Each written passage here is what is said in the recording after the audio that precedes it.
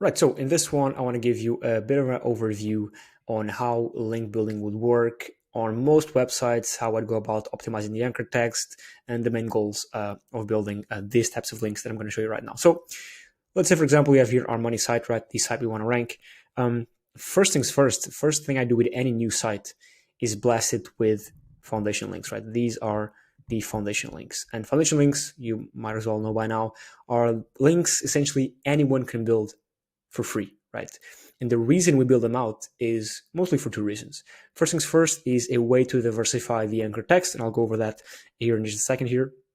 But then to let Google know that we as an entity, as this money site, as this brand exist online, we have these somewhat notorious and authoritative properties linking to us, right? And I say authoritative because some of these platforms right here, like for example, the video sharing links come from YouTube, Dailymotion, Flickr, right? All these authoritative sources are going to be linking out to us. So what are these links? Essentially, super straightforward. Article submission links, PR sites, free PR sites, PDF doc sharing links, right? These are free as well. Web 2.0 blog postings, that could be also profiles, right? Social media bookmarks, video sharing links, like I just said, classified ads, image sharing links, right? Where you upload images to sites and you can leave a description in your profile or even in the image, leave a link there. Social media links, right? Twitter, LinkedIn, Facebook, right? This again is going to show Google that this brand that you're building, because the goal is to build a brand, is active on social and is getting links as well. And direct submission links. Now, these again are pretty straightforward links. These aren't links that are going to rank you first, right? But these, if we're thinking about as a pyramid, are going to set the base for what's to come, right? For the more powerful links. But your foundations are down here, right? And these are very, very important. Now, again, the main goal here, as I said, is to build a strong foundation for what's to come, the more powerful links. Not just the more powerful links, but again, a way to diversify your anchor text rotation. What I mean by this is, let's say we have here our anchor text profile example. So ideally, again, these are just a rule of thumb, but it's just for you to understand that most of your anchors should be branded, right? You think of this as how it would look, the most natural, right? How would a brand that wants to establish itself on Google and rank higher, how would they be establishing themselves, right? How, if this is your site, right, how would others be linking to yours? Most likely, and most times, they would do branded anchors, right? So you have an article, for example, with talking about whatever, and then they have a link here with a branded anchor text, your brand name, linking out to you. Most likely, they will not use your exact match anchor. So buy cars online. It's a bit odd, and most of these are either paid for or built via SEO. So ideally, again, you want to keep most of your anchors branded, right? Secondly, second biggest one should be naked URLs. That is your www or HTTPS, whatever, right? Your URL. Because again, this is the most natural way. Then again, generic anchors. Let's click here, learn more, find out more, visit with this website. Then we start with the types of anchors that will do the biggest effect, but need to be the least ones you use. Now, you could have 1,000 links, right, with exact match anchors, but that would be 1% of the total, which would be a million or 100,000. I'm not too sure, right? But again, you can have 1,000 here, a million here, as long as it's ideally 1%. It's actually 7%, but yeah, whatever. But it is lower than the amount of branded anchors you have. Otherwise, it's going to look very, very fishy, right? Because again, you want to keep this as natural as possible, right? Most sites, and you'll see, you can take a look at your competition and the people that are ranking higher in your niche. Most of their anchors will either be branded, naked, or generic.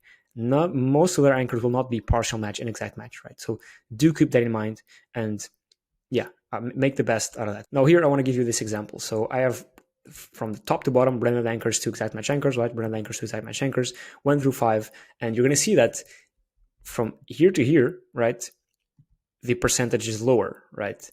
And from here to here, the powerfulness or the effectiveness of links increases. So if this is an effectiveness and this is percentage, here it lowers, here it's high, and here it's the difference of the effectiveness. The effectiveness here is lower, and here it's higher. Why is it higher? Because the links are more powerful, right? And that's where you're going to use your exact match anchors, So hopefully this makes sense, right?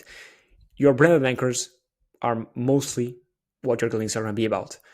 but they're coming from social media, right? From these, or also like the naked URLs coming from your foundation links, Web 2.0s, which ideally, as a type of link, are a bit more powerful, right? Foundation links are a bit more powerful than links for social media, depending on the foundation links, of course.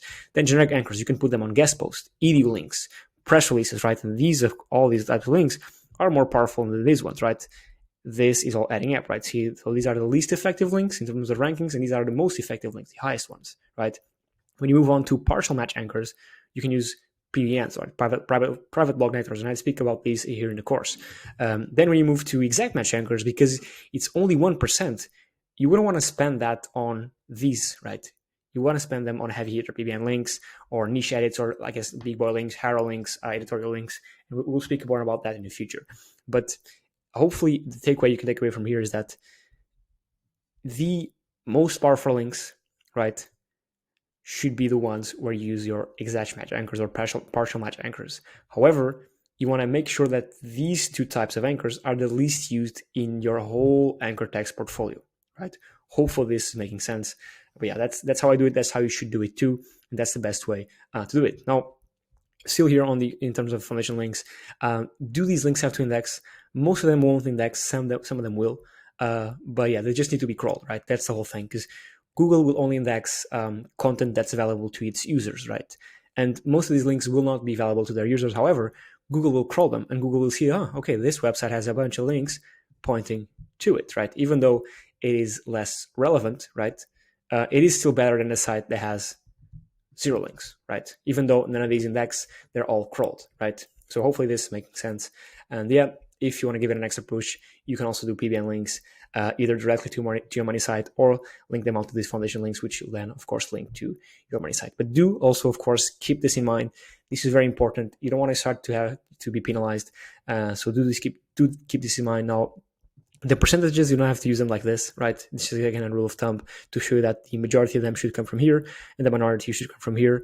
And then the majority of most powerful links should come from these ones and the minority from these ones, right? So it's the inverse. So yeah, that's it. Thank you for watching. I'll catch you on the next one.